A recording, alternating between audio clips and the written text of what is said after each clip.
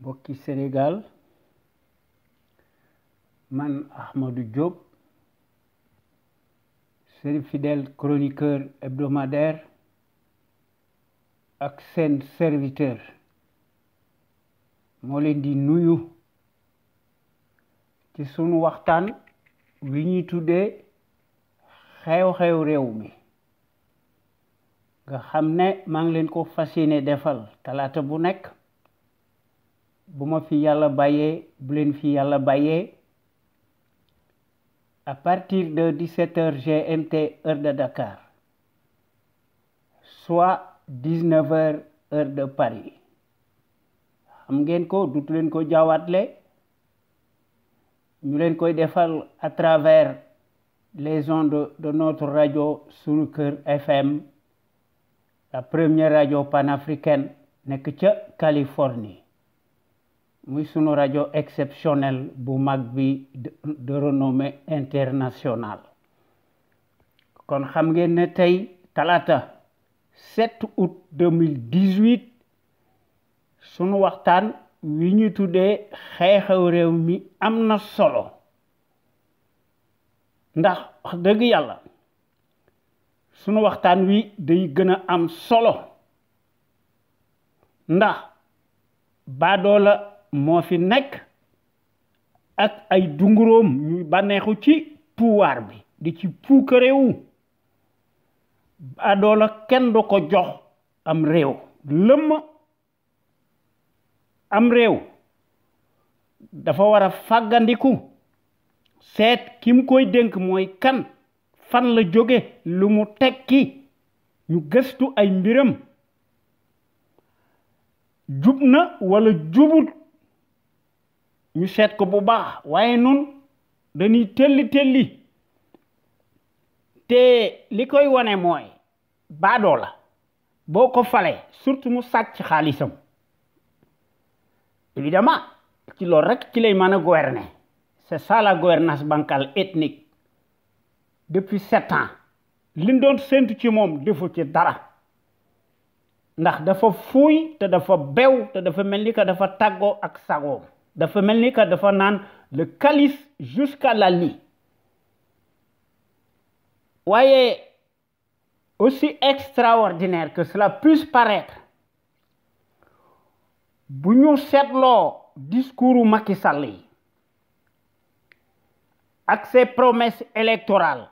ci 2011 2012 ci 2009 bi mu génnee nga xam ne dafa sàcc ay milliards vidéo yooyu ak promesse am yooyu kenn mënatu koo gis ndax kenn gisatu ko ci YouTube daanaka maanaam l'objectif voulu c'est de nier tout caractère pédagogique dans nos consciences parce que bëgguñu ñuy fàttali fenn yi nga xam ne muy Macky Sall ci la nekk woon moo tax ñu koy def alors que bu dee ni yeneen gor yi bu ñu defee discours de haut niveau dañuy génne seeni vidéo ak seeni audio kon parparloo am na ci mercenariat international am na ci ndax waaye nag comme d'habitude bala ñuy tàmbali sunu waxtaan wi yéen waa Sénégal ak sénégalais ak sénégalaises yi nekk ca biir réew ma ak sénégalais ak sénégalaises yi nekk ci bitim réew ñu leen di tudde les sénégalais de l'extérieur maanaam les expatriés sénégalais ak sénégalaises noo ngi leen di nuyooti di leen santati te di leen gërëmati te di leen sargal ci déglu bi ngeen ñuy déglu bàyyi seen yitte yépp kon gàcce ngalama yéen waa Sénégal amu leen morom ñoo ngi jox njukkal aussi tous nos auditeurs ak auditrices góor ak jigéen mag ak ndaw fàttiwunu kenn te noo ngi santati les meilleurs sentinelles ci Sénégal ndax depuis 14 ans góor yooyu dañoo yore seeni micro ak seeni média te ñu bokk ci ñu def seen waxtaan ñu def suñu waxtaan wi ñu tuddee l'info autrement ñu koy def altine ak alxames à partir de 16h GMT heure du Sénégal manes na koo def su amee lu am exceptionnel ndax dañ ci def ay rediffusion yu bari di fàttali gor yi li fi nekkoon démb nga xam ne les escrocs politicards li ñu diggee woon dañ koy fàttali sunu réew mi sunu askan wi te gor yooyu duñu tay ndax ci loolu lañu mas a nekk ndax ay patriotes de haut niveau lañu te gis nañ ko ci seen xam-xam bu rafet ndax samedi bu nekk dañuy indi waxtaan wu ñu tuddee en toute objectivité loolu doyut dimanche bu nekk ci loolu lañu nekk ñu indi beneen waxtaan ñu tuddee ko la voix des jeunes maanaam baatu ndaw ñi ak yoonu ndaw ñi te loolu wax dëgg yàlla mooy wane ne gor yi nga xam ne dañu jub ndax ay patriotes de haut niveau lañu borom xam-xam yu mag lañu ndax dañuy distiller seeni réflexion remarquable prodigieuse ñu koy tabal sénégalais yi ak sénégalaises yi à travers les ondes de notre radio Sunu Kër FM la première radio panafricaine nekk ca Californie muy sunu radio exceptionnelle bu mag bi de renommée internationale waaye ñun ñi nga xam ne ñoo nekk ci conscience patriotique pour le changement xam sa réew bëgg sa réew jariñ sa réew sunu réew mi wax dëgg yàlla tuq su bënn la saañ ba réer sunu réew mi xamatut fu mu jëm ndax ay baadoo la ñoo fi nekk di jafandiku ci la force publique te dañoo bew te dañoo fuuy te bu leen defoon noonu démb duñ fi nekk surtout ki nga xam ne moo ko jiite ndax workat bu mag la ndax li mu doon naqarlu démb ci la nekk ba tey jii waaye nag lu mu ko jaral nan ko jaral li nga xam ne daal moonu tax a jóg ñu fexe ba tabax fi un véritable contre-pouvoir contradiction am fi daggasante am fi ku ne yor sa pilim di bind soo gisee loo xam ne jubut bul ci am njàqare nga bind ko ci sunu digg penc mi ndax yàlla loolu la bëgg séparation des pouvoirs moom la nu bëgg waaye baadoolo bi daf koy tere kon yorunu njiit falunu kilifa li nga xam ne moom lañu fal un chef clanique nga xam ne mooy le symbole du mal endémique ethnique boo xam ne day utiliser la violence mu ci def pédagogie muy kii nga xam ne day bànneexu ci pouvoir bi muy le négationniste qui n'a rien à envier nga xam ne Goebbels waaye nag moom day érigé wu piteusement ndax moo nekk le maître des pantalonnades et des mensonges muy kii nga xam ne moo nekk au plus haut sommet de l'État muy le médiocre référent de la France-Afrique en chair et en os ndax day tukki di wisaare di sàcc di ko daganal muy yàq sunu xaalis bi di lakk sunu kérosène bi muy kii nga xam ne lu mu wax weddi ko muy workat bii nga xam ne kenn mënu ko tagg ba du tawte ndax moo nekk le traître tribaliste menteur professionnel qui se cramponne bis bu yàlla sàkk dans ses litanies indécrottables mu koy jàllale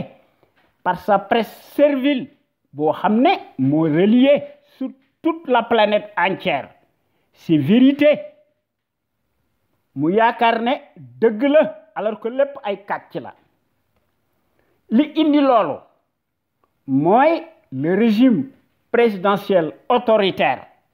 kon nu nu mën a def bu nu bëggee suñu réew mi jëm ci kanam koom-koom am fi un état de droit am fi régalien am fi nu nu mën a def bu nu bëggee yokku il faut que ñu réformer impérativement le régime présidentiel ñu remplacer ko par un régime parlementaire waaye bu nu ko defut sunu giraawali gii nekk fi muy une dictature ethnique bii nga xam ne day tourner à plein régime nga xam ne belle pagaille la de l'immoralité ethnique comme système doctrinaire totalitaire mortifère ségrégationniste à visage découvert usurier intégralement négationniste d'apartheid ndax daay gu jeex mu allumé beneen feu yaakaar ne mën naa raxas c'est parjure cataclysmique ndax daf ko bëgg laver à grande eau te loolu du fi amee ndax lu defu waxu lu ay di njàmbat mooy kii nga xam ne day bànneexu ci pouvoir bi ndax mooy emprisonné à tout vent par sa lâcheté muy utiliser bu yàlla sàkk la force publique di ci ëppal kooku tey mësta nekk njiit ndax bu ñu nekkoon ci démocratie dañ koy traquer ñu traîner ko dans la boue ñu amener ko à Rebeuss menottes au poignet ndax moom ci boppam xam na ne sa place mësta nekk au palais waaye nag dafa fuuy te dafa jëfur ndax l'euphorie du pouvoir moo tax mu tàggoo ak sagoom ndax maanaam dafa mel ni ab dëmm la te wana ne ko ci sunu digg penc mi une fois de plus ndax ku ñuy jiiñ dëmm nga génne yeele liir ci sunu dëkk bi luñ la jiiñ yaa ko def li ko waral mooy te loolu wax dëgg yàlla ay preuve la matériel ndax moom ci boppam kenn leleelu ko suukar ci sunu digg penc mi mu beew fuuy jëfuur tàggoo ak sagoom mu ne dafa bénéficier de privilèges relatifs à sa position d'ancien premier ministre xam ngeen ne kooku du kilifa xam ngeen ne kooku mësta def preuve de patriotisme ni de civisme te mësta nekk un panafricain. Voilà quelqu'un qui n'a aucune fibre d'honorabilité ni de moralité waaye nag ku déglu campagne électorale bi nga xam ne defoon na ko sur toute l'échelle planétaire internationale 2012 ku ko déglu da nga yéemu ci yàlla te daanaka sax loolu kenn mënatu koo gis muy kii nga xam ne da doon def des promesses muy le guignol ignoble menteur professionnel profanateur le mécréant dans l'âme muy kii nga xam ne danoo digoon ne day wàññi mandaam ak lu bari kon pourrait-on avoir l'idée de réélire un imposteur qui ment plus que la vitesse du son et de la lumière réunis ndax koo xam ne wax dëgg yàlla compte tenu de ces faux bons auxquels il nous a habitués depuis 7 ans en aucun cas quoi qu'il puisse faire l'esprit irrationnel ne peut accepter qu'il soit qualifié dès le premier tour au soir du 24 février 2019 ndax la question même ne se discute plus ndax si les élections se dérouleront dans la transparence et la démocratie maanaam la problématique ci gis-gisu Macky Sall veut que tous les autocrates ni moom nègres de service dañuy gagner à tous les coups maanaam lors des sempiternels cirques électoraux d'autant plus que les observateurs blancs bon teint dans le secret des dieux dañuy nekk en osmose totale ndax ñi nga xam ne ñoo yuyoo la communauté internationale suprémaciste blanche bon teint communautariste ñoom ñetti pays ñooy autoproclamé wu la communauté internationale sur 193 pays yoo xam ne waruñoo wax xam ngeen ne kooku nekkuñu ci démocratie golo di bay la babu di dunde dara jeexul ci histoire bi dañoo changé rek seeni fusil d'épaule 45 ba nëga ni colonialisme moo fi nekk boo xam ne soft ndax ñooy tranché en lieu et place des Africains nga xam ne amul benn pays boo xam ne man nga cee échapper à la règle de la tyrannie ndax pays yooyu dañoo war a libre surtout les pays africains te loolu war na fee jeex kon sommes-nous donc dans une république bananière nga xam ne Far West moo fi nekk muy la république des malfaiteurs te loolu kenn mënu koo weddi ndax Moustapha Cissé Lo l'éternel transhumant l'infatigable décomplexé le maître chanteur nonobstant les nombreux postes qu'il occupe Moustapha Cissé Lo convoitise hystériquement aussi la mairie de Dakar comme si le transvasement à la machine toxique mooy l'APR autorise tout ndax Moustapha Cissé Lo veut arracher coûte que coûte sa part du lion boo xam ne yaakaar na ne moo ci ëpp wàll puisque évidemment à ses yeux la république des malfaiteurs dafa nekk un gâteau à partager de façon disproportionnée car il s'agit bien de cela te loolu kenn mënu koo weddi ndax ku wax feeñ ku jëf feeñ te lu ëpp tuuru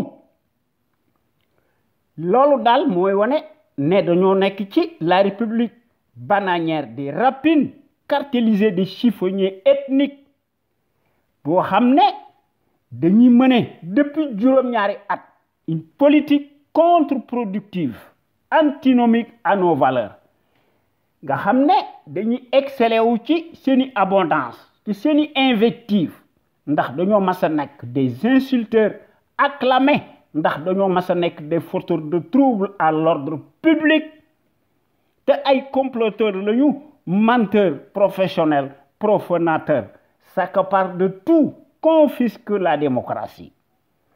les libertés fondamentales de conscience ndax ñi ngi siphonné toute l'économie sénégalaise qui est totalement extravertie et tournée à l'extérieur ñu koy pàccoo avec l'émergence coloniale de façon concomitante mel ni ñoom rek la yàlla sàkk waaye nag ki nga xam ne mooy ndey sàcc yi moom day déterrer les vieux schémas décriés yoo xam ne qui sont totalement compatibles aux méthodes fascistes ndax da ciy def des marchandages ak combines yoo xam ne dafa jéggi dayoo ndax da cee am des arrière-pensées politiques de caniveau te loolu ñun ñi nga xam ne ñoo nekk ci CPC bokkut ak suñuy gis-gis de la démocratie waaye nag moom yoonam nekku ci ndax xiif bii nga xam ne moo fi nekk muy la misère galopante ndax tey jii la wàllu gën a aay surtout le chômage endémique nga xam ne foo ko takk weesu na ko li ci gën a garaaw mooy l'augmentation des denrées de première nécessité et les coupures intempestives récurrentes du courant électrique xuyi kamaj foo ko takk weesu na ko sans compter nag les factures de complaisance ndax ndox fu mu amut courant amu fa réew moomu ndaara rek lay gën a jël ndax santé amu fi te kooku day nekk une menace réelle pour la santé des populations ndax ku munte lijjanti sa ndox boo nee da nga def plan Sénégal émergent loolu kàcc yu mag la te loolu kenn mënu ko weddi ndax ndox mi day couper guddi ak bëccëg ak courant bi waaye nag loolu jaaxaluñ ci en Afrique des nègres de service ndax sunu Sénégal gii bokk na ci pays africains satellites yi nga xam ne moomuñu seen bopp ndax yilifuñu seeni télécommunication kan mooy jàllale seeni télécommunication maanaam c'est le gendarme colonial golo di bay babu di dunde waaye nag baadoola bi loolu moo tax moom amut fit ndax da leen di beral loxo ndax da leen a digoon lu bari muy kii nga xam ne kenn mënu koo tàgg ba du tawte muy kii nga xam ne dafa mas a nekk la servi taciturne ndax moom ci boppam dafa nekkoon en hibernation ndax bi nga xamante ne bii ne Abdoulaye Wade woo na ko te njàngam soriwut malgré nag publicité mensongère yi nga xam ne ci la nekk guddi ak bëccëg dafa noppi woon tëj gémmiñam waaye bi mu faloo gis nañu ni mu mane kon souveraineté amu fi indépendance amu fi ndax pays yi nga xam ne ñoo yilif seen bopp kenn du leen digtal dara lépp lu ñu def ñoo koy def ci seeni coobaray bopp pays yooyu suñu amee des entreprises pétrolières et gazières dañ koy foqar ci nangu ko këf ko moom ko aakimoo ko duñu tàggu kenn te dara du leen ci fekk ndax ab réew su taxawee tem quelle que soit la puissance de feu pays boobu aura le dernier mot te loolu gis nañ ko ci àdduna bi waaye nag sunu réew mi ay mercenaires ñoo fi nekk yoo xam ne matuñu kilifa te li koy prouver mooy la singularité affreuse du paysage de l'échiquier politique sénégalais nga xam ne dañuy saaga sunu réew mi ndax ñoom dañoo mas a nekk ci seeni platitude manifeste ndax dañuy xar mat bis bu yàlla sàkk ndax dañoo nekk des paresseux musu ñoo nekk des intellos c'est des incultes attardés ndax dañuy travestiru di transhumer di transvaser wu piteusement véritablement en abruti dévergondé de la débauche d'un camp à l'autre à chaque magistrature obliquée de la fourberie démentielle ndax kii saaga tey su ëllëgee su faloo moom la ñuy àndal xam ngeen ne moo tax sunu réew mi tumuranke kon ñoom dañoo mas a nekk le symbole de la tartufferie nauséabonde évidemment lépp ñooy ànd en politique maanaam tout se tient en politique évidemment lorsque ñoom dañuy défendre seeni promotion sociale tànn sa bu la neex te kii nga xam ne moom la ñu fal ci teg ko ci sunu bopp réew mi poste de nomination la dafa sàcc moo tax ñoom it ñu nekk ci seeni immoralité de bas étage nga xam ne dañuy changer constamment seeni trajectoire en fonction des rétributions financières selon la météo du moment nga xam ne dañuy sukkal baadolo bi di ko tarbiwu te kooku sàcckat bu mag la waaye li ci gën a garaaw li ñu doon séntu ci presse ndax presse dafa war a nekk dafa war a jouer son rôle d'avant-garde waaye ci sunu réew mii depuis juróom-ñaari at une certaine servilité nga xam ne démb seen wax bari woon na kenn xàmmeetu leen tey ndax li nga xam ne moom lañ fi gis c'est une presse corrompue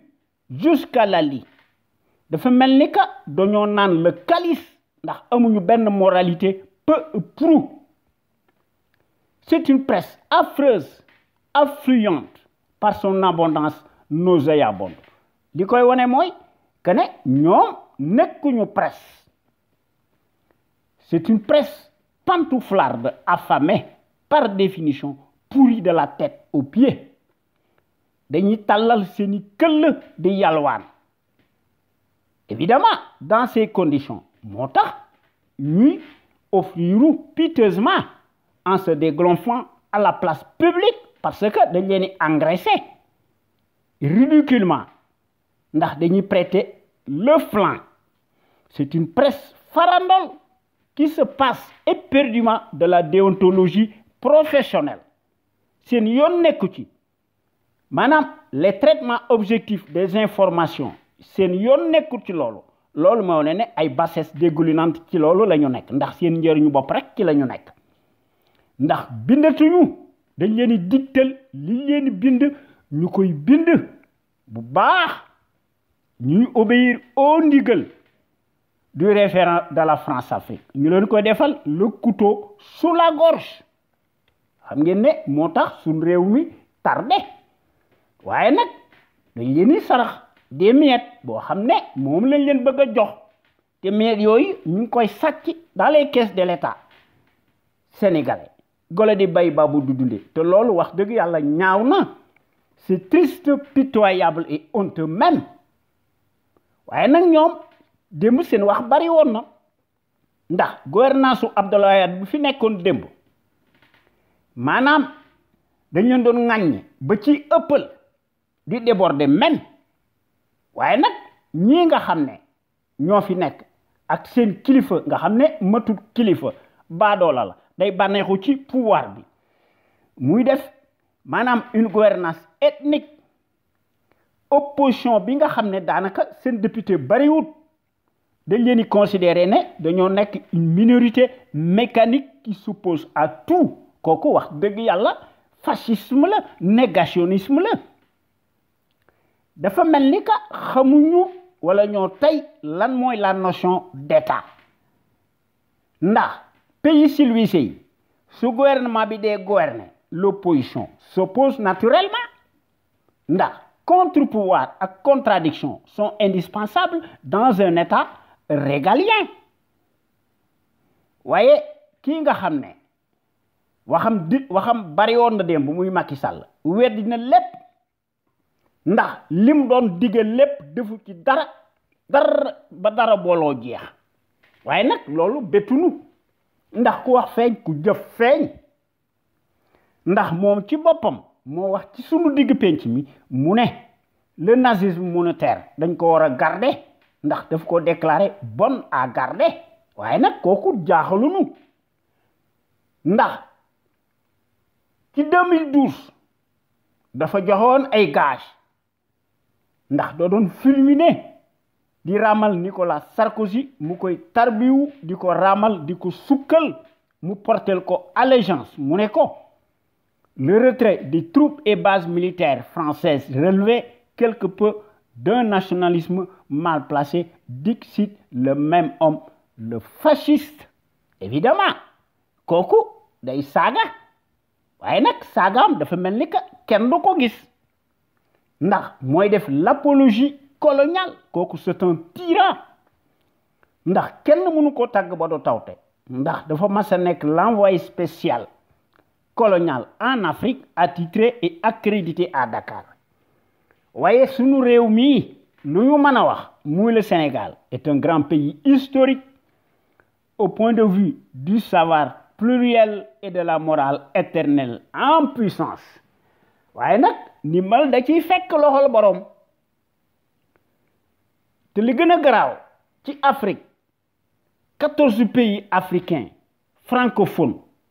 nga xam ne ay despotes ñoo leen di tenir d'une main de fer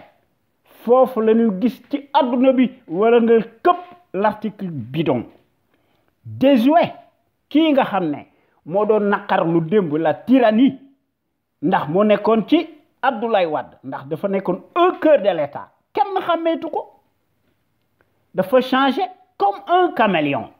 moom tey mooy inverser les rôles par sa brutalité absconce te mu ngi ñuy invectiver te mu ngi ñuy offenser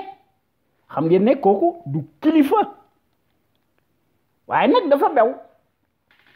loolu tax na ba nga xam ne ñun ñi nga xam ne ñoo nekk ci conscience patriotique pour le changement xam sa réew bëgg sa réew jëriñ sa réew ñu gën ñoo xam ci sous l'acronyme CPC noo ngi diingat bu baax ci sunu digg penc mi la gestion népotique et gabégique du Sénégal par un parti politique, une coalition de partis ou une famille. te noo ngi diingat bu baax l'accaparement des ressources du Sénégal par une seule famille paresseuse piccatique ak son clan boo xam ne kenn du ko werante mu jox leen des postes de haute stratégie. Macky a nommé un village entier, plus même. xam ngeen ne kooku c'est un corporatisme ethnique sans éthique ni équité mu jox leen ndomboy tànk yu kowe dans toutes les structures de l'État, comme si les compétences et les expériences bidonnaient des CV se mesurent à l'aune des mêmes patronymes particuliers. Kooku mooy la conviction surréaliste du négationniste Macky Sall qui foule du pied les affaires de la cité. C'est le traître en chair et en os qui le prouve matériellement sur le terrain du crime. Ndax sa petitesse d'esprit veuille ci gis-gisam bu gàtt la médiocratie et les postes octroyés se conçoivent exclusivement à l'aune du bazar, de la consanguinité ethnique et à la proximité de l'idolâtrie représentée par le binôme de mystification hystérique idiocratique. te loolu du ma tàyyi di ko wax ndax loolu moo fi nekk suñu discours duñ ko xumtoo lu mën a metti dañ ko war a wax yàlla loolu la bëgg. kon yéen gore yi wax dëgg yàlla ñëw leen ngeen di fraterniser ci conscience patriotique pour le changement xam sa réew bëgg sa réew jariñ sa réew ndax sunu Sénégal gii buñ ko bëggee changer man nañ ko ndax quand nous voulons nous pouvons changer radicalement notre pays dans le sens des progrès exponentiels. Ndax ensemble tout est possible toutes les ressources humaines mi ngi fi li fi manki kay mooy ànd nekk benn booloo am mbooloo loolu wax dëgg yàlla mooy tardeel sunu réew mi ndax pays yi nga xam ne dañoo nekk ci kanam ba illay yow mi dini ñu occuper le haut du pavé pays yooyu dañuy seet majoritairement li nga xam ne baax na ci ñoom ñu def ko kon bu ñu fexee ba nga xam ne ñi bëgg suñu réew mi moo ëpp fuuf workat yi yaakaar nañ ne suñu réew mi dana jëm ci kanam ndax ñun ñi nga xam ne ñoo nekk ci conscience patriotique pour le changement xam sa réew bëgg sa réew jariñ sa réew bokk nañ ci porte-drapeau étendard yi nga xam ne dañoo bëgg suñu réew mi topp ci dans le sens des pays émergents ndax loolu wax dëgg yàlla moom la ñu war a def ndax ci loolu notre radio Sunu Kër FM la première radio panafricaine nekk ca Californie muy sunu rajo exceptionnel bu mag bi de renommée internationale su fi amutoon àddina tukki te loolu wax dëgg yàlla kenn mënu ko weddi wala nga rambaaj wala nga naafeq ndax li ko waral mooy te loolu wax dëgg yàlla ku bëgg a gis da nga gis ku bëggut a gis nag ñu xam ne da ngaa bëggut a gis seen affaire la am nam ci droit nag waaye li nga xam ne moo ne ci suñu dëkk bi toute critique minime soit-elle à l'encontre du tyran encombrant le référent de la France-Afrique est passible de prison ferme presto illico immédiatement dañ koy defal mandat de dépôt di ko seet bu baax ci guddi wala suba teel waaye nag les politicards paresseux ay mercenaires lañu alimentaires ñoom dañuy dund ci sur l'épaule de la République ndax ñoom dañoo tayyel ndax dañuy yore seeni këll di tàllal seeni loxo muy sàcckat bu mag bii nga xam ne workat la ndax sàcckat ci alpulaar gójoo la workat la te dafa fuuy te dafa bew te day bànneexu ci pouvoir bi ñu koy tresser ces éloges imaginaires xam ngeen ne du ma tàyyi di ko wax ndax la répétition est pédagogique nag un fonctionnaire si riche n'est pas synonyme de patriotisme kooku wax dëgg yàlla nekkut kilifa waaye dafa nekk un indigne chef de clan d'un parti politique cliniquement clanique te wane ne ko ci sunu digg penc mi waaye ñun ñi nga xam ne ñoo nekk ci conscience patriotique pour le changement xam sa réew bëgg sa réew jëriñ sa réew li nga xam ne daal moo nu yitteel il faut que sunu réew mi nu nu mën a def buñ ci bëggee génn ci guute gii il faut que ñu teg ko dans la bonne direction Maintenant, il faut que nous fassions, nous soyons maîtres de notre propre destin. C'est à ce prisme-là que, sur le Sénégal, Guy m'a retrouvé sa dignité, avec sa plénitude, avec son rayonnement, bâtir librement sur des bases voulues. Nous devons, à l'instar des nations émergentes. Voyez, li nga xamné wax deug yalla te lolu pédagogie la ndax hier comme aujourd'hui depuis 14 ans notre radio sunuker.com qui est à l'avant-garde et à la pointe du combat juste et pour l'émergence du Sénégal debout et fier de l'être sun radio bi mësta nek ci les chantiers battus ndax sun radio bi bu yalla sak day proposer du neuf ndax sun radio bi day briser les tabous de sun radio bi day bousculer les idées reçues sun radio bi day innover ndax sun radio bi lu ñu mëna wax day populariser la démocratie ndax sun radio bi mësta nek ci les conventions ubuesques de l'établissement ndax sun radio bi bu yalla sak mësta dévier mukk de sa trajectoire révolutionnaire qui évolue dans le bon sens des valeurs et des progrès immenses exponentielle, salutaire et indispensable pour que nous soyons capables d'assurer le destin de notre pays sur des bases voulues, en toute indépendance et en toute conscience. Qu'on le veuille ou non, n'en déplaise aux turiféraires de la sarabande alignée, notre média est devenu un phénomène de société qui reste le seul à aborder librement les sujets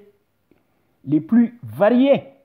qui sont considérés comme la loi de l'omerta, en particulier la gouvernance politique, bancale, ethnique que les médias serviles du service public et privé. Médias yoyu nga xamné ay farandol lañu dañoo mas a nekk des instruments alimentaires politiques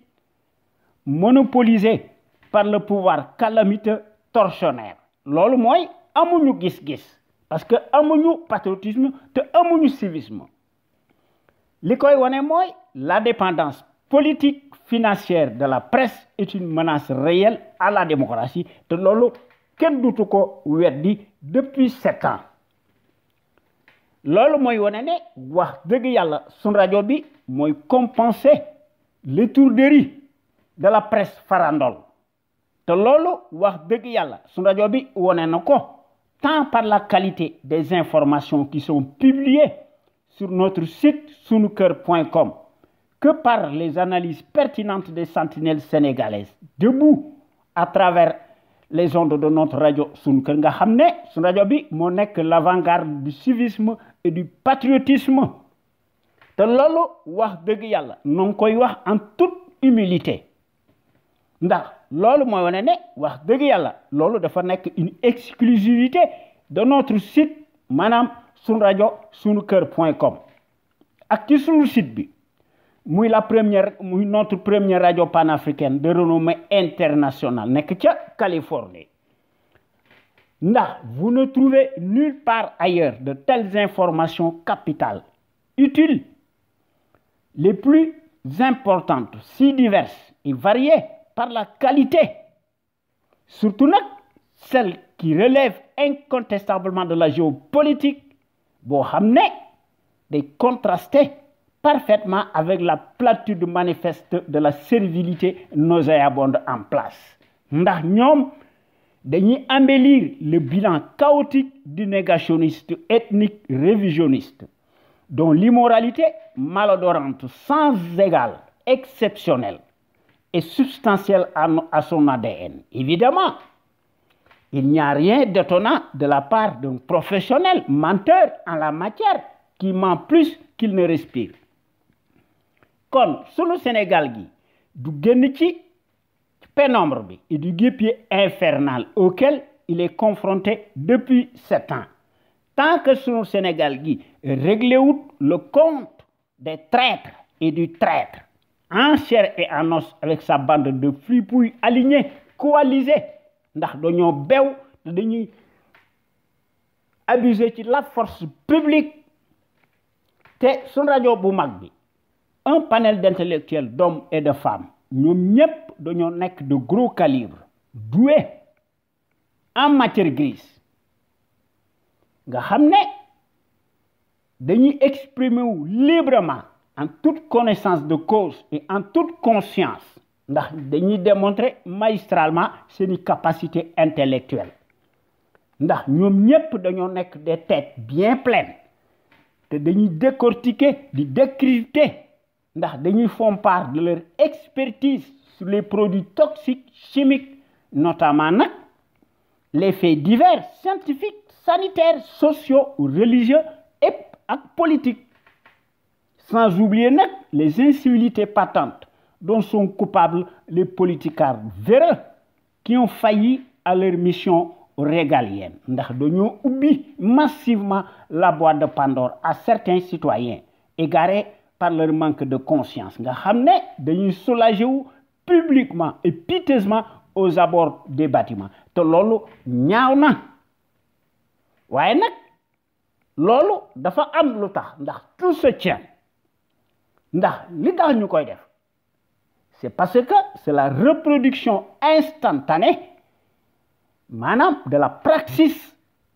des politicards alimentaires tànn sa bu la neex xamuñu civisme seen bànneex rek ci la ñu nekk ndax dañoo nekk des attardés comme soyez donc plus nombreux ngeen di déglu gor yi wala ngeen di bokk ci waxtaan wi wala ngeen di bind seeni article nga xam ne su ngeen gisee lu ñaaw ngeen publier ko ci à travers les ondes de notre radio Sunu Kër FM te bu ngeen ko indee ñu publier ko ci sunu site bi muy notre radio Sunu Kër exceptionnelle de renommée internationale mu nekk notre radio la plus populaire qui reste l'éternelle cheville ouvrière des sentinelles sénégalaises, aux vérités implacables aux bras d'acier, inastables et qui font constamment preuve d'analyse pertinente sans complaisance, ne souffrant d'aucune ambiguïté sur la chose publique au Sénégal. muy sunu Sénégal gi nga xam ne wax dëgg yàlla ñun ñëpp noo ko bokk sopp ko waaye bés bu yàlla sàkk l'actualité politique bi day bari ndax day abondante ndax day senn di siit ba nga xam ne du ñu xam fan la ñuy commencer ak fan la ñuy teeral dañuy seet li nga xam ne mënuñu ko ñàkk bañ a wax ñu wax ko ndax bu ñu bëggee wax lépp duñ ci génn loolu tax na ba nga xam ne ñun ñi nga xam ne ñoo nekk ci conscience pour le changement xam sa réew bëgg sa réew jariñ sa réew sunu principe mooy nu fexe ba unir rassembler autant de patriotes sénégalais ak sénégalaises autour d'un idéal commun pour cela nag il faut que ñu indi ci détermination indi ci patriotisme ak civisme ku ne indi ci sa xalaat bu rafet ku ne indi ci sa approche nga def ko ci say coobaray bopp ñun ñëpp ñu indi ci suñu ténacité respective ñu boole ci nag la démocratie participative à l'échelle nationale li nga xam ne mooy jën wu mag bi muy la clé de voûte maanaam la volonté politique de chaque sénégalais ak sénégalaise pour que sunu Sénégal gii mën a nekk le phare de la démocratie plein développement économique politique financier militaire am fi sunu Sénégal gii sunu soldats si mën a assurer la sécurité de ses frontières ak ay nitam ndax ku lay abal ay bët moo lay wax fi ngay xool te loolu wax dëgg yàlla loolu moo tax suñ réew mi tardé ndax li nga xam ne moo nekk ci Afrique nga xam ne golo di bay babu di dunde jàngkat bi nga xam ne moo fi nekkoon dafa bind ba dee téere yu bari mi ngi fi te wax na lu bari ci lii nga xam ne moo fi xew surtout ci Mali surtout ci en Afrique ndax nag ndimbal da ciy fekk loxo la borom ndax bu demee ba nga xam ne depuis 1960 ñu ne sunu Sénégal gi am na indépendance ak l'Afrique ñuy yagar di jëggaani xam ngeen ne ku lay dimbali day ëmb sa sangal te loolu kenn mënu koo weddi waaye ki nga xam ne góor dëgg moo fi nekkoon muy Cheikh Anta Diop le visionnaire hors pair l'éternelle figure de proue charismatique le gros calibre homme d'honneur le kamik panafricain loo doon wax ne l'Afrique doit opter pour une politique de développement scientifique et intellectuel et y mettre le prix. Sa vulnérabilité excessive des 5 derniers siècles est la conséquence d'une déficience technique. Le développement intellectuel est le moyen le plus sûr de faire cesser le chantage, les brimades, les humiliations. L'Afrique peut redevenir un centre d'initiative et de décision scientifique au lieu de croire qu'elle est condamnée à rester l'appendice, le champ d'expansion économique des pays développés. waaye baadoole yi nga xam ne ñoo fi nekk jàngkat bi li mu leen waxoon defuñu ci dara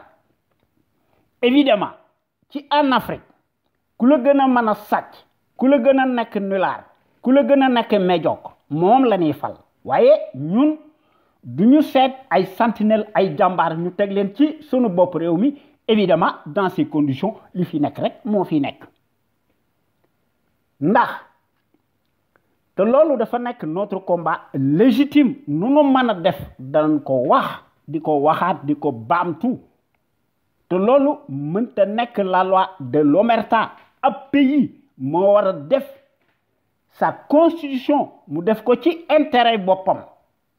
waaye warta jëggaani di bàyyi keneen jóge fële di ko ngalaab nga xam ne da cee am njariñu boppam kon il faut que nous réformions impérativement le régime présidentiel ñu remplacer ko par un régime parlementaire bu ñu ko defut day nekk lu dul un coup d'épée dans l'eau te du ma tàyyi di ko wax te dama koy marteler bés bu yàlla sàkk ndax yàlla loolu la bëgg yonent bi loolu la bëgg il faut que ñu tabaxaat sunu dëkk bi ñu remodeler ko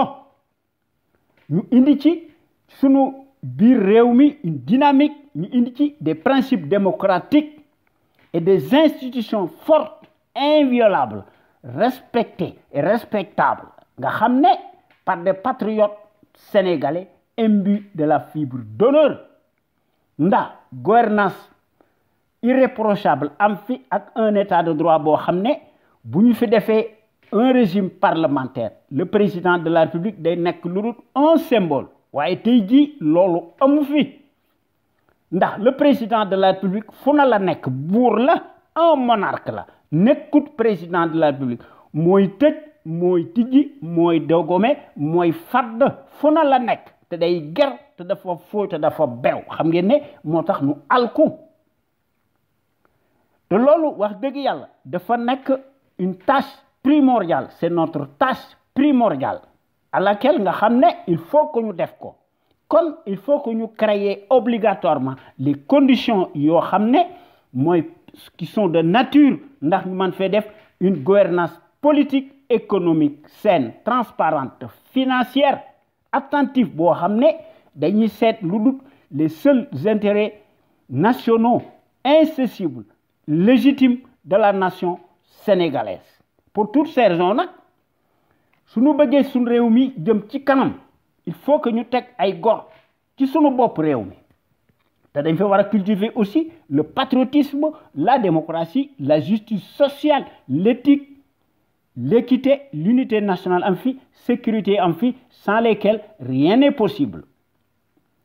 waaye ñun ñi nga xam ne ñoo nekk ci conscience patriotique pour le changement xam sa réew bëgg sa réew jariñ sa réew ñu gën ñoo xam ci sous l'acronyme CPC gor yi ci loolu la ñu nekk ndax gor yi duñu tayyi te dañ koy bind di ko marteler di ko répéter kon il faut que nous rehausser l'étendard de nos valeurs pour cela nag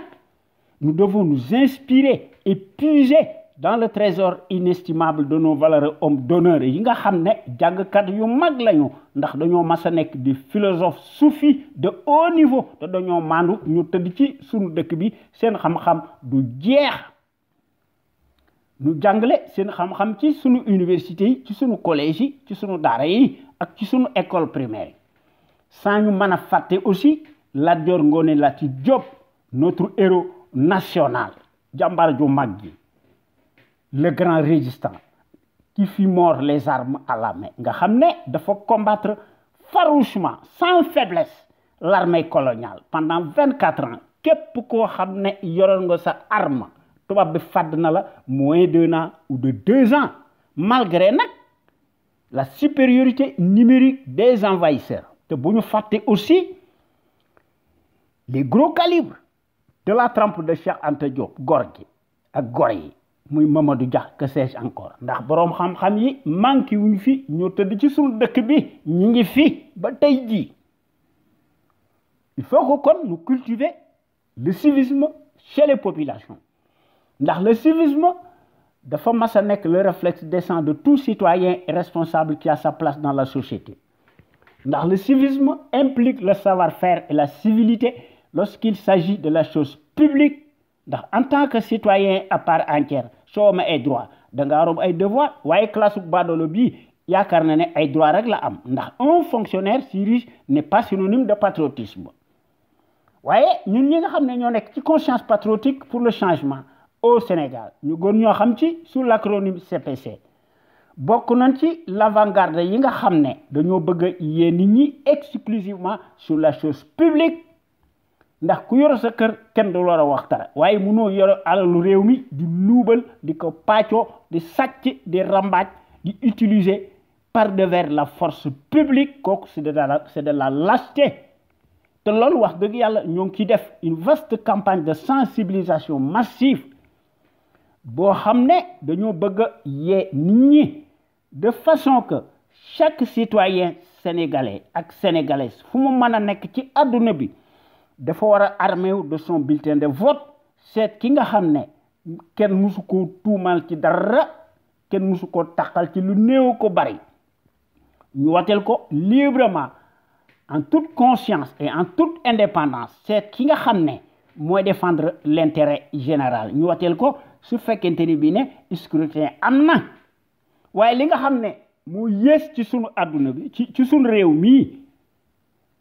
amul benn homme politique boo xam ne bëgg nga wax nga ci sunu digg penc mi ngay dénoncer le régime présidentiel kon ñoom dañ cee am intérêt ñun ñi nga xam ne ñoo nekk ci CPC ñun rek noo koy diingat di ko wax à voix audible pour que l'ensemble des Sénégalais mën koo dégg waaye nag la presse farandong du relier sunu discours waaye nag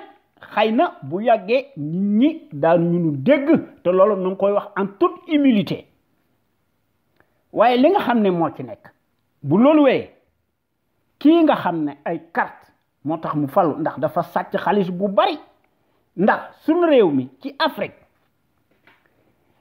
le vote n'est pas synonyme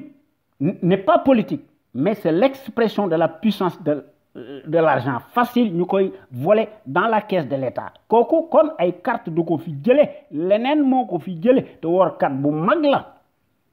kon il faut que ñu utiliser meneen pexe le rapport de force face aux réfractaires de la démocratie il faut que ñu génn ci maanaam il faut que ñu génn ci lii nga xam ne moo ñuy tardeel maanaam le guêpier infernal maanaam il faut que daal ñu seet meneen pexe maanaam il faut que ñu génn ci les cirques électoraux utiliser d'autres méthodes beaucoup plus efficaces ñu jël ko ndax il faut que ñu seet meneen pexe day wuuteeg le suffrage universaliste boo xam ne finalement moo tax saay-saay bi ñu jëlee ko fii muy kudaadu bii nga xam ne moo fi nekk maanaam il faut que ñu génn ci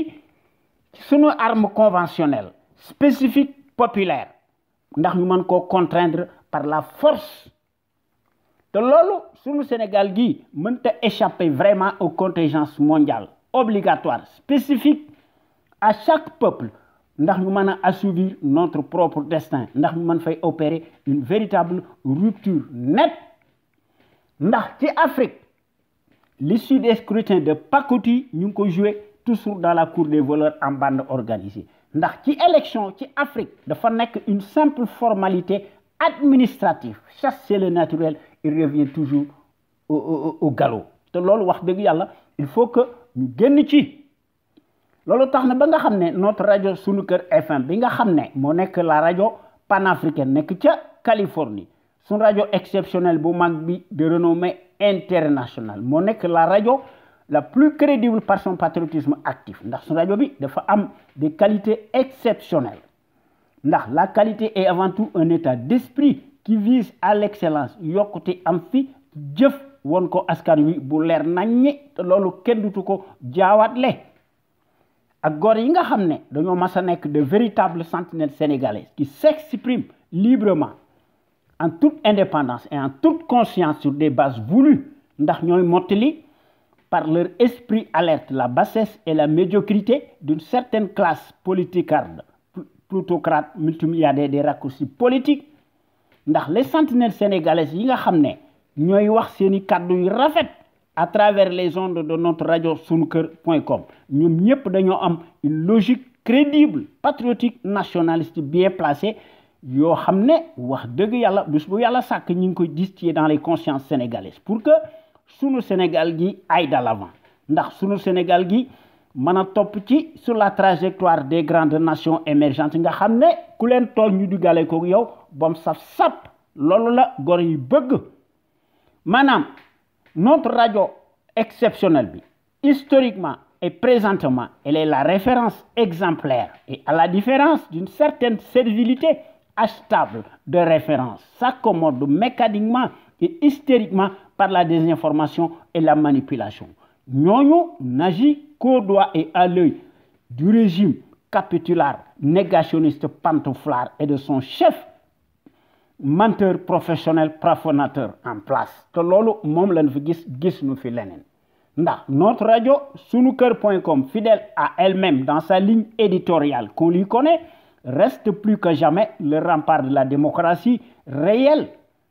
qui porte par excellence la marque du support médiatique sénégalais le plus libre pour son indépendance plausible par rapport à un exécutif corrompu, juge et parti impulsif et qui dicte sa propre loi arbitraire au nom de la tyrannie pour faire taire toute voix discordante des opinions libres ndax góor yi nga xam ne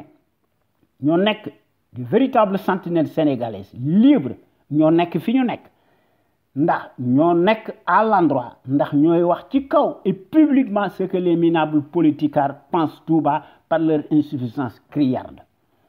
ndax dañuy yore seeni këll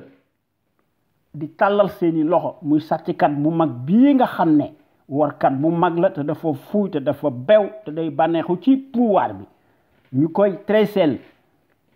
ces éloges imaginaires ndax un fonctionnaire si riche n'est pas synonyme de patriotisme te loolu mooy wane ne amuñu kilifa à la tête de l'État sénégalais waaye un indigne chef de parti politique cliniquement clanique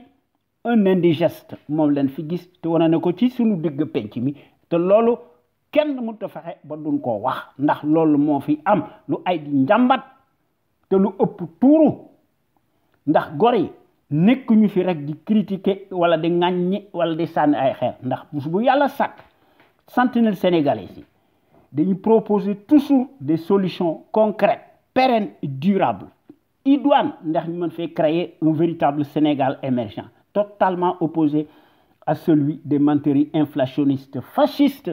ndax sentinelles sénégalaises yi nga xam ne ñoo nekk au bon endroit amu ci kenn koo xam ne am nga benn complexe lu néew ko bari ndax ñoom ñëpp wax dëgg yàlla buñ dee wax dëgg rek dañoo am ñoom ñëpp un savoir-faire un savoir-être un savoir productif actif loo xam ne kenn mënu ko weddi kon nan waxaat ci mbir mi ndax la répétition est pédagogique kon nan wax ci février 2019 le suffrage universaliste de l'heure face à l'État apère terroriste ethnique point d'interrogation Madame, l'instauration du régime présidentiel qui autorise par devers toutes les dérives sont source d'impunité. Li koy wone mooy depuis juróom-ñaari at sous Macky Sall mii nga xam ne lu nu mën a wax dafa bokk na ci les pires dictateurs terroristes africains kon l'élection présidentielle au Sénégal à l'horizon 2019 pourrait-elle vraiment échapper à la logique de la sempiternelle formalité administrative abusive dans laquelle l'issue des comédies électorales se conçoit exclusivement dans la cour des autocrates, pantin nègre de service de l'impunité ndax loo ci set mi ngi ci ndax cin bu naree neex bu baax a xeeñ waaye cin li muy xeeñ neexut et pour cause ndax pour la première fois à notre connaissance sous l'ère du clown,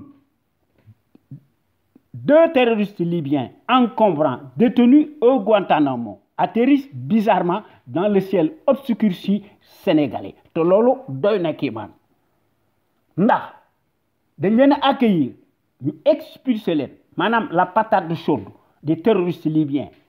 hors de nos frontières waaye li nga xam ne moo koy wone le ridicule ne tue plus dans la République des terroristes incultes au point que les sentinelles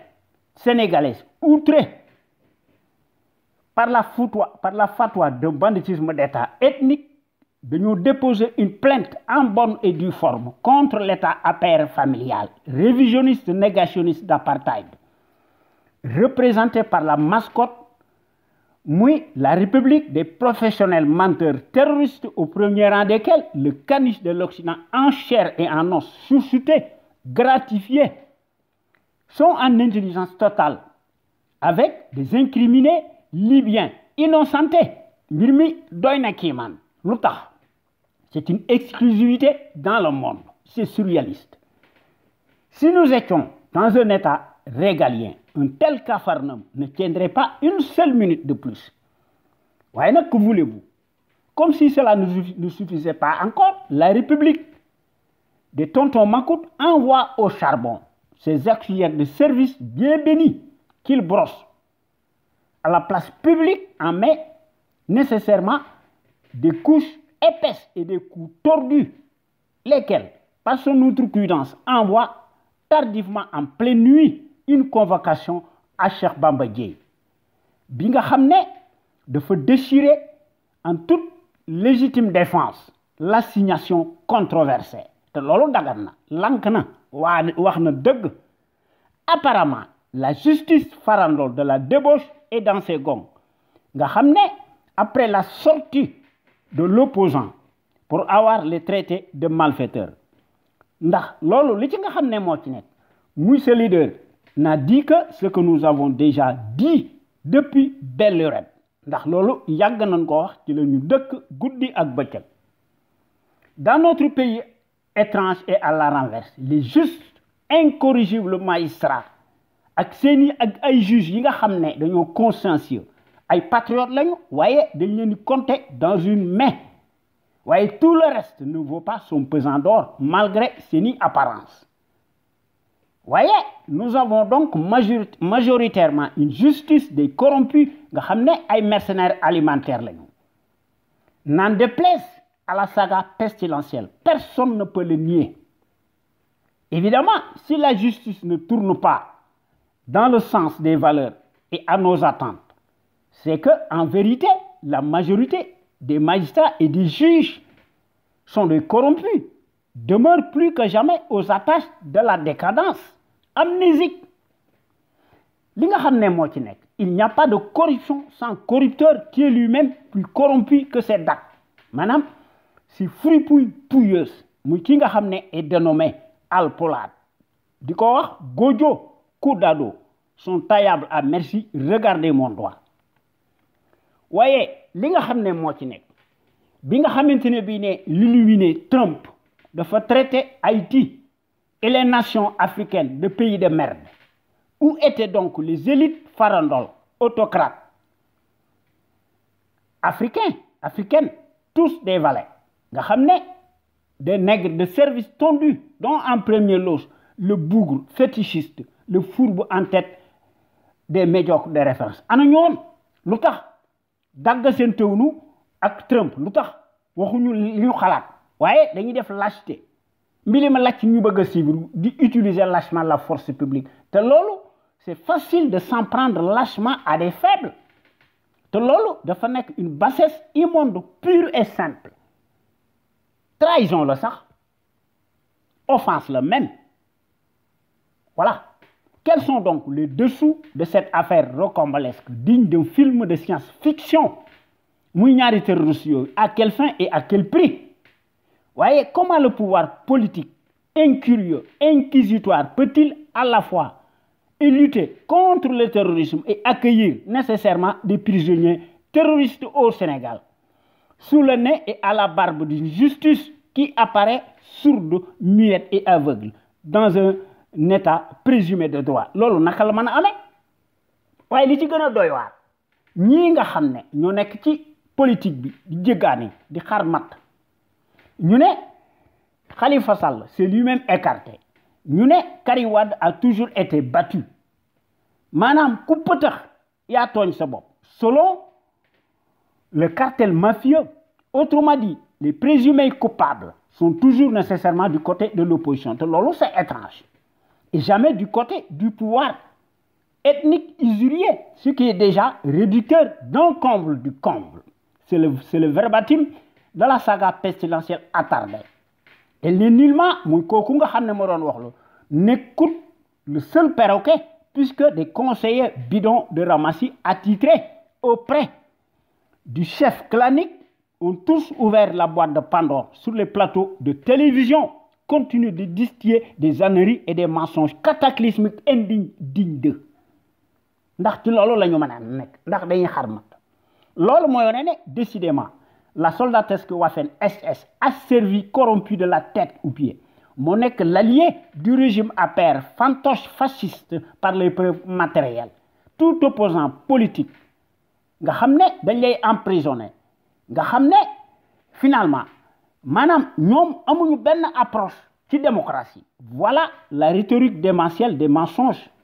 auxquels se livre la bande alimentaire alignée nga xamné dañuy répéter les mêmes éléments de langage. C'est une façon de légaliser les légèretés de la justice instrumentalisée aux ordres et des courbettes. Lool mo fi am lenen amu fi waaye ci loolu li nga xamné ki leen jëm ci légui tout à l'heure dañuy wax benn mbir avant ñuy wax ci Macky Sall manam avant et tout d'abord ne soyons pas dupes et disons clairement les choses. Un putschiste criminel qui arrive au pouvoir ne peut être jamais un démocrate. C'est le cas du voyou, le furieux dictateur zimbabwéen. Reparlons donc du fameux stricto coup d'État permanent à la Emerson Mnangagwa et compagnie. Madame, bizarrement, quelques heures avant la proclamation des chiffres bidonnés, en pleine nuit, les urnes populaires du Zimbabwe, Madame, comptez-vous, voyez, donc concevoir exclusivement par les parades militaires. Madame, les arrestations massives, abusives de l'opposition et les crimes contre l'humanité. Mirmi, le même tsunami local souffle-t-il déjà dans nos murs au Sénégal? Bien sûr, nous sentons les signes avant-coureurs et les premières secousses tellurgiques dans nos murs qui tremblent fortement, ne sauraient tromper notre vigilance pour que nous soyons tous debout sur nos gardes face à la démesure et l'esclandre dont Godio tacripe jusqu'à la moelle.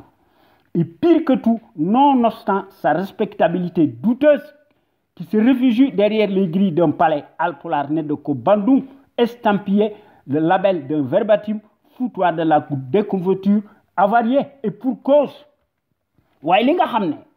Monekti Zimbabwe, madame à l'effigie du nouveau Godio zimbabwéen en place,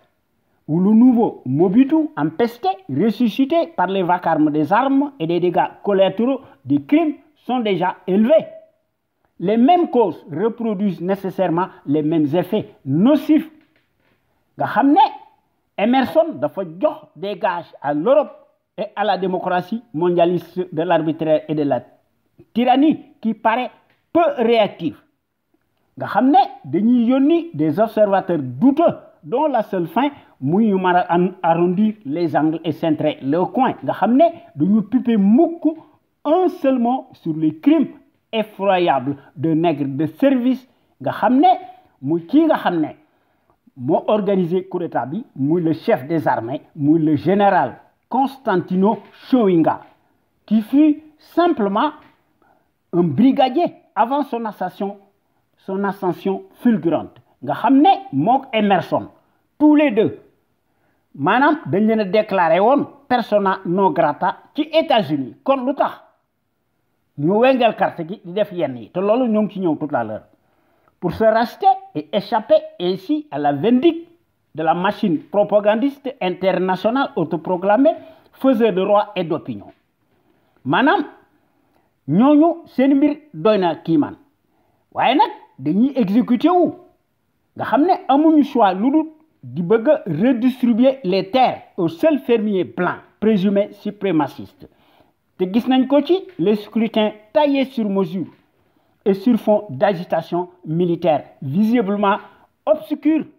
Incontestablement, les populations zimbabwéennes déchanteront plus que jamais aussi vite que ne l'était sous Robert Mugabe. Emerson Mnangagwa n'a que la brutalité parce que répression lay def et les tueries et ce sous les couleurs du parti du père de l'indépendance la ZANU PF de Robert Mugabe et non sur sa propre formation politique te mënta jàng maanaam mbir mi buñ ko seetloo ba seetlu ko la montagne dafa accoucher plus d'une fois une souris le nouveau tyran zimbabwéen nga xam ne dafa publier en catimini les résultats truqués en pleine nuit nga xam ne day interdire par devers toute conférence de presse de l'opposition nga xam ne opposition bi dañ ko encercler ñu koy surveiller harceler traquer ko élaguer houspiller sans état d'âme mel ni dañ koy def comme du lait sur le feu jusque ñu leen di chasser jusque dans leur repère qui a cautionné donc ces crimes l'économie zimbabwéenne en ruine désastreuse et pratiquement exsangue.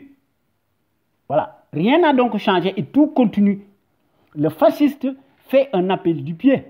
aux investisseurs soi-disant étrangers pour faire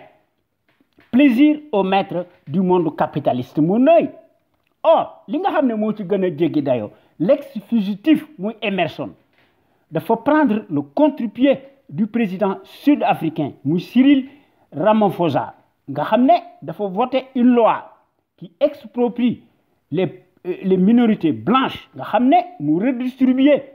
légitimement mu def ko en faveur de la majorité des noirs. Voyez, le génocidaire revient au galop, fait les yeux doux aux blancs nga xam ne de Robert Mugabe moo leen dàqoon hors du territoire waaye ñoom mën nañoo ñëwaat waaye li nga xam ne moo ci nekk les fermiers blancs se frotteront les mains à contrario les paysans zimbabwéens mordront assurément la poussière c'est l'arbre qui cache la forêt. Silence radio de la démocratie mondialiste de l'arbitraire et de la tyrannie laquelle était hier très prolixe sur le règne du père de l'indépendance muy Robert Mugabe le chef de la police génocidaire muy Emerson dafa tayu lui-même un score de 50,80% tandis que son rival Nelson Chamisa nga xam ne moo nekk le chef du MDC n'obtient que 44% kooku affaire u sàcc la maanaam bu ñu seetloo mbir mi ba seetlu ko le Zimbabwe dafa renouer plus que jamais avec ses vieux démons mortifères tyranniques waaye li ci gën a jéggi dayo malgré le bilan très élevé des assassinats massifs aucune émotion n'a été suscitée auprès de la prétendue communauté internationale me semble-t-il reste peu réactif et passif et pour cause te loolu jaaxaluñu parce que nous l'avions déjà prédit nga xam ne nekkunu des devins lisez notre chronique et notre émission sur le personnage voyez comme prévu le mercenaire encapsulé en l'occurrence le crocodile le génocidaire le chef de la police des théories massives gravit allègrement le sommet de la pyramide dafa rempiler une fois de plus n'en démord jamais ndax day utiliser les vieilles recettes des méthodes fascistes grâce au chef d'état-major des armées qui y trouve lui aussi son compte ndax moo koy couvrir ndax finalement loolu moo tax muy gouverner par son impunité sous le fallacieux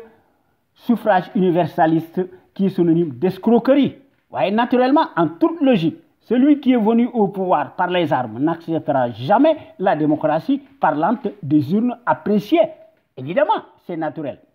Nouveau coup d'État bis d'un scandale surréaliste belle pagaille qui Zimbabwe.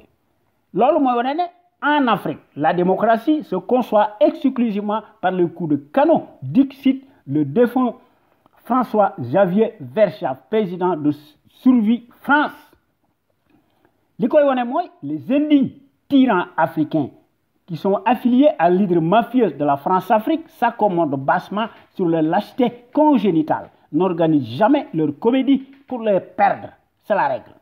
Le continent africain, à l'échelle supranationale, devient ipso facto le terrain de prédilection des voyous. Tant qu'ils pillent, tuent, violent les libertés fondamentales de conscience, tant que nous livrons seeni économie de leur pays nga xam ne duñu craindre dara ndax dañuy nekk tranquille parce qu'ils sont bénis nga xam ne dañuy mën a sauver seeni siège ndax dañuy sévir en toute impunité. Voyez, pour les élites sanguinaires africaines, la vie de leurs citoyens ne vaut pas plus que celle des gibiers. Loolu moo ci loolu la ñu nekk te loolu am na lu ma ci bindoon ci Zimbabwe ndax bindoon naa ci benn article ñaari article ma intitulé ko la face cachée de la démission de Mugabe, démocratie des coups de canon et la cohorte de tyrans fantoches mercenaires autocrates en Afrique par Ahmadou Diop. te loolu dama ko publier simultanément ci sama site ak ci notre site sunuker.com le 30 novembre 2017 te loolu moo fi nekk ma tollanti def ci émission ma bind benn article le mardi 21 novembre 2017 Ahmadou Diop Zimbabwe 2 points. Robert Mugabe est-il donc devenu une institution décriée? Loolu mooy wane ne peut-on chasser une dictature et en mettant une autre à la place mbir mi tey na xel évidemment loolu jaaxalunu ndax ki nga xam ne muy Mnangagwa muy Emerson moo nekkoon le chef de la police des tueries manifestes. Eddie s'auto-déclare aujourd'hui le nouveau Führer zimbabwéen. Tiens, Mordecus a lavé à grande eau ses crimes imprescriptibles contre l'humanité.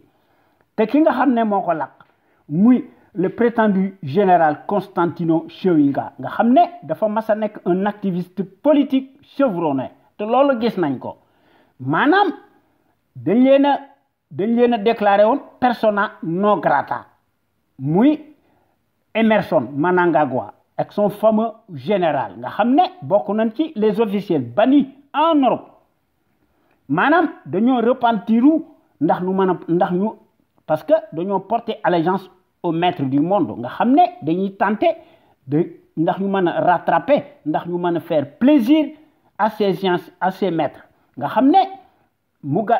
Mnangagwa dafa bëgg redistribuer les terres aux mêmes fermiers blancs yi nga xam ne dañ leen expatrié woon exproprié woon nga xam ne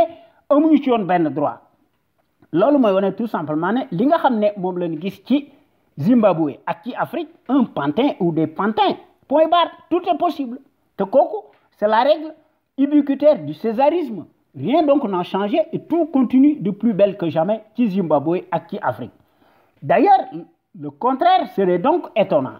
Voyez, une certaine presse propagandiste titre et qui parle incongruement des premières élections démocratiques après la chute de Robert Mugabe, mais de qui se moque-t-on? De qui se moque-t-elle vraiment? Revenons donc au Sénégal et reparlons donc du prétendu paragon de la démocratie muy Macky Sall, où le faussaire bi nga xam ne day cracher plus d'une fois sur ses promesses électorales sur lesquelles il a été élu par dépit et à défaut et dans des conditions exceptionnelles, inédites même. Li koy wane mooy kii nga xam ne dafa mas a nekk le maître des faux bons cataclysmiques nga xam ne mooy concentrer absolument tous les pouvoirs de l'exécutif judiciaire, législatif et médiatique ak tous les leviers économiques, financiers, politiques. Kon nun danoo alko kon il faut que ñu jëli fi le régime pandémique muy le régime autoritaire présidentialiste. waaye li nga xam ne moo gën a jéggi dayo ci suñu réew mi dafa am ay politiciens yoo xam ne des plutocrates nga xam ne ñoom dañoo tàyyal la gérontocratie politique muy l'union AFP PS muy Moustapha Niasse ak Tanor Dieng ci PS en bande organisée maanaam l'armée des dunguru des déchets toxiques des corrompus fidèles captifs nga xam ne coalisés sous l'autel de l'entité biscornue de la sarabande envers la bannière Ben Bokk Yaakaar maanaam nga xam ne dañuy wor suñu réew mi laquelle se nourrit exclusivement de la caisse blanche d'un référent de la France-Afrique en l'occurrence Macky Sall mu ci nga xam ne le fasciste himself l'incorrigible taciturne comme toujours refait surface se distingue de nouveau nga xam ne prend les devants prépare encore les esprits sur le hold-up électoral en perspective qui 2019 se peint encore sur les oripeaux victimaires de l'heure, s'attribue une virginité imaginaire, utilise par devers ces méthodes fascistes décriées et ce, à travers sa presse servile, corrompue, dévouée, comme tout félon déclaré. loolu la ñu gis ci Sénégal gisuñu fi leneen loolu mooy wane ne kii nga xam ne moo fi nekk dafa mas a nekk un mythomane un minable en chair et en os et ses cavalcades monstrueuses s'autorisent tout, prend décidément toutes les libertés pour nous enquiquiner et nous tenir le même discours crypté, baroque, insultant, lisez-les entre les lignes. Vous voyez, nous ne accepter jamais la contradiction à la place publique, alors que hier, en mauvaise posture, il était très bavard hier, jusqu'à avoir le kilo de vouloir déstabiliser sciemment et publiquement le régime de Abdoulaye Wade. Dans l'hypothèse où celui-ci remporterait la présidentielle de 2012, Macky Sall moo doon wax loolu. Maanaam Macky Sall su amee l'outrecuidance de tenir de tels dérapages, c'est parce qu'il a été soutenu par de gros bras à qui nga xam ne de leen promettront de nombreux gages, notamment la livraison du pétrole et gaz du Sénégal pour un sou. Surtout nag li nga xam ne moo ci làqatu ci ginnaaw maanaam le visible et l'invisible muy la révision des accords de défense maanaam des troupes et bases militaires et le maintien du nazisme maanaam monétaire maanaam le franc CFA dont il déclare honteusement qu'il est bon à garder ndax Internet et les réseaux sociaux sont par définition la clé de voûte et le socle fondamental de la démocratie et des contradictions politiques et non certainement pas le porte-étendard de la trempe du suppôt sénégalais de soumis qui passe tout son temps à jouer sur le piano américano-français muy ki nga xam ne dafa mas a nekk le récidiviste négationniste pantouflard s'arroge piteusement le seul justicier ethniciste déclaré nga xam ne dafa mas a nekk un escroc numéro 1 non éclairé le coupable comploteur le diviseur désigné estampillé le menteur exceptionnel professionnel, profanateur, mécréant dans l'âme, digne de son rang, qui abuse dangereusement et lâchement de la force publique, en use aussi sur Internet, s'érige inlassablement et pitoyablement en fourbe à l'échelle planétaire internationale, envers et contre nous tous par ce discours lapidaire, creux à l'emporte-pièce sur fond de rhétorique de caniveau. nga xam ne kii amul morom ndax moo détenir l'unique secret devant Dieu et devant l'Éternel ces mensonges récurrents cataclysmiques nga xam ne ak ci compilation mensongère décousue nga xam ne mënta supérieur aux vérités des Sénégalais que nous sommes waaye Macky Sall yoonam nekku ci Macky Sall est-il bien préparé pour nous donner des leçons de moralité ndax Macky moo doon wax ne on n'a pas conçu le net pour insulter les gens. Mais Macky Sall dafa yabaate le chef de la République ethnique clanique des fripouilles moo jëkk a nekk le premier insulteur ndax moo nekk le réfractaire la courroie de transmission le caniche bougre de naissance qui perd décidément ses pédales est-il amnésique ou se croit-il plus futé que l'ensemble des Sénégalais qu'il écrabouille en permanence kooku tey est-ce que mën naa nekk un donneur de leçons maanaam Macky moo nekk l'arroseur arrosé utilisé par devers le net pour mentir et nous insulter waaye rappel Macky Sall moo doon wax ne ci internet te loolu mi ngi fi les Sénégalais n'aiment ni la transparence ni la rigueur ni la vérité les hommes de chapelet sont des hommes ordinaires les politiques et les polémiques ne développent pas le pays nga xam ne kii nga xam ne moo doon promettre ne day réduire son mandat présidentiel de 7 à 5 ans def ci dara ndax dañoo def faux bon nga xam ne moom it il nous a insulté encore une fois de plus pour avoir organisé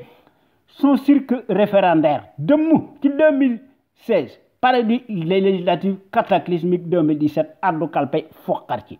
te moo modifié le code électoral pour faire valoir ses propres intérêts mesquins kooku xam ngeen ne moo jëkk a nekk le premier insulteur de la République du voyou ndax Macky Sall moo doon wax ci 2012 mu ne su Abdoulaye Wade gagné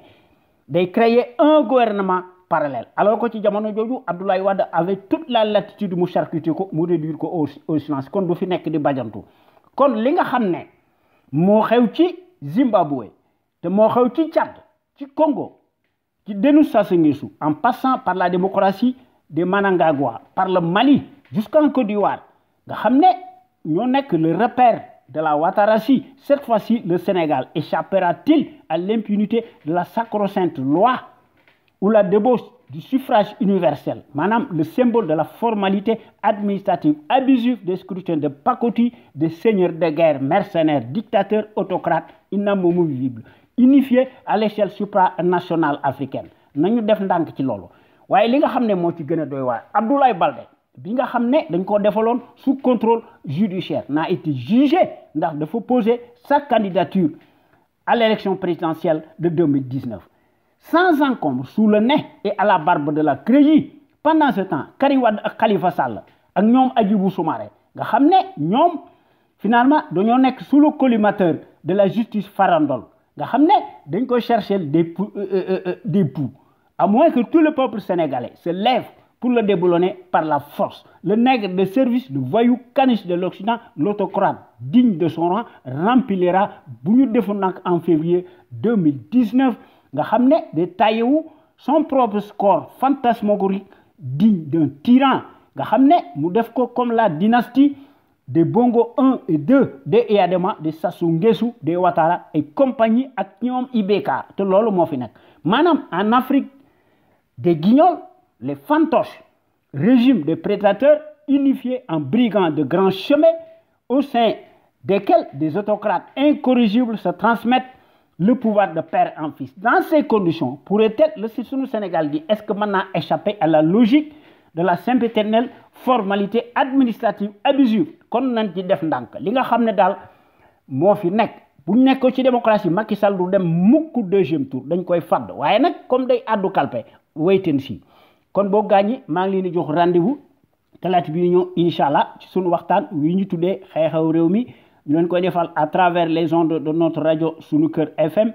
la première radio panafricaine nekk ca Californie muy sunu radio exceptionnelle bu mag bi de renommée internationale jërëjëf et merci.